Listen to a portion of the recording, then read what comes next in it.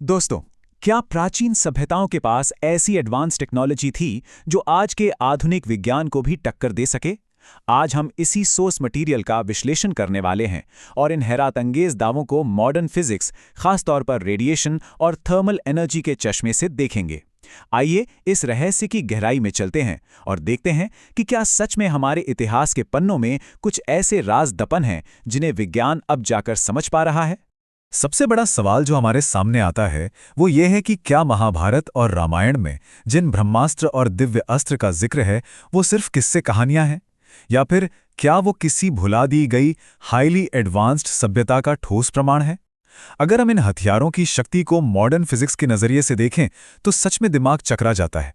ये कोई आम तीर तलवार नहीं थे, इनकी ताकत किसी मॉडर्न डे वेपन से कम नहीं लगती। तो इस रहस्य की तह तक जाने के लिए इस विश्लेषण को हम 3 मेन हिस्सों में देखेंगे। पहला, द एक्स्ट्रा टेरेस्ट्रियल एंगल। दूसरा, विटनेसेस टू डिस्ट्रक्शन। और तीसरा, द कॉस्मिक बैलेंस। चलिए शुरू करते हैं। पहला हिस्सा, द एक्स्ट्रा टेरेस्ट्रियल एंगल, जिसमें हम मिस्र यानी इजिप्ट के देवताओं की बात करेंगे।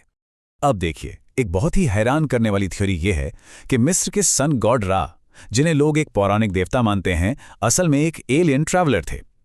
सोर्स मटेरियल कहता है कि जब उनका अपना ग्रह बर्बाद हो रहा था तो उन्होंने धरती पर आकर एक इंसानी बच्चे के शरीर को टेक ओवर कर लिया। और हाँ, दावा किया जाता है कि वो किसी रथ पर नहीं बल्कि बड़े बड़े पिरामिड के आकार वाली स्पेसशिप्स में धरती पर आए थे। सुनने में बिल्कुल किसी साईफाई मूवी जैसा लगता है ना? इन सोर्सेज में एक बेहद खौफनाक मास्टर प्लान का जिक्र है। कहा गया है कि रा ने स्टारगेट्स के जरिए प्राचीन इंसानों को दूसरे ग्रहों पर भेजा। क्यों? ताकि उन्हें गुलाम बनाकर वहां एलियन मिनरल्स की माइनिंग करवाई जा सके। लेकिन जब इंसानों ने तंग आकर बगावत कर दी और इन पोर्टल्स को मिट्टी के नीचे दफना दिया तो उन्हें ऐसी सजा देने का प्लान बनाया गया जिसके बारे में सोचकर ही रूह कांप जाए। अब आप सोच रहे होंगे कि ये नंबर 100 यहां क्या कर रहा है। तो बात यह है कि रा का प्लान एक न्यूक्लियर बॉम्ब को उन्हीं एलियन मिनरल्स के साथ मिलाकर यूज करना था ताकि उसकी तवाई की ताकत पूरी 100 गुना बढ़ जाए। अगर इसे हम मॉडर्न फिजिक्स की भाषा में समझें तो ये किसी अनजान आइसोटोप का इस्तेमाल करके एटॉमिक चेन रिएक्शन को कई गुना बढ़ाने जैसा है। उनका सीधा सा मकसद था धरती से मानवता का पूरी तरह से सफाया करना। अब आते हैं दूसरे हिस्से पर, विजन्स ऑफ एंशिएंट डिस्ट्रक्शन। यहां हम भारत की उन प्राचीन यादों की बात करेंगे जो तबाही का मंजर बयान करती हैं। ये जो खौफनाक दृश्य आपको सुनहरी आग और चीखते योद्धाओं के बारे में बता रहा है, ये किसी कहानी की किताब से नहीं बल्कि एक 8 साल के बच्चे की यादों से आया है, जिसका जिक्र हमारे सोर्सेज में किया गया है। इस बच्चे ने दावा किया कि उसके पास सत्य युग तक के पिछले जन्मों की मेमोरीज हैं। उसने लिटरली लंका को आग में जलते हुए और कुरुक्षेत्र के मैदान में योद्धाओं के झुलसते टूटते हुए शरीर देखे हैं। ये सिर्फ पुरानी कहानियां नहीं लगती, बल्कि ऐसा लगता है जिसे कोई आंखों देखा हाल सुना रहा हो। यहां आकर मॉडर्न साइंस और फिजिक्स सच में तस्वीर में आती है। जरा सोचिए, लकड़ी के रथ और आम तीर कमान की तुलना द एक्सटेंक्शन हाइपोथेसिस से की जा रही है। एक आम तीर से पूरी की पूरी सोने की नगरी आग का गोला नहीं बन सकती। लेकिन अगर हम इन पुरानी किताबों के वर्णन को फिजिक्स के नजरिए से देखें तो अचानक आई ब्लाइंडिंग रोशनी और झुलसते हुए शरीर सीधे तौर पर एक्सट्रीम थर्मल एनर्जी और न्यूक्लियर रेडिएशन के ब्लास्ट इफेक्ट्स की तरफ इशारा करते हैं। ये एग्जैक्ट वही डिस्क्रिप्शन है जो आज के आधुनिक परमाणु हथियारों का होता है।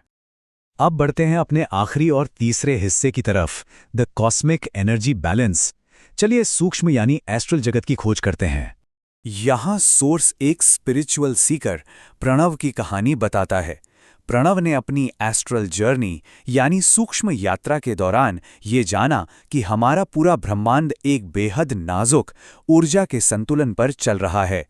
उन्हें ध्यान के वक्त एक ऐसी एनर्जी एंटिटी ने चेतावनी दी कि अगर इस कॉस्मिक बैलेंस को छेड़ा गया तो नतीजा सिर्फ और सिर्फ महान विनाश होगा। दोस्तों, ये बिल्कुल वैसा ही कॉन्सेप्ट है जैसे किसी एटम के अंदर का सब एटॉमिक बैलेंस बिगड़ने से बेहिसाब एनर्जी रिलीज होती है और सब कुछ राख हो जाता है।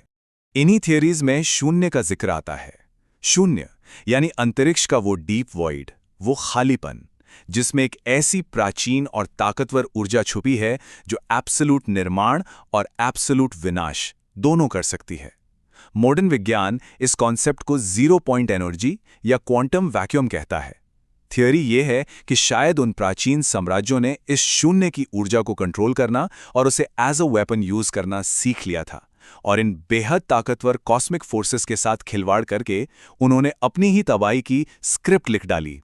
तो अगर हम इन सभी कड़ियों को एक साथ जोड़ें तो सोर्स मटेरियल के हिसाब से 3 बातें क्लियर निकल कर आती हैं।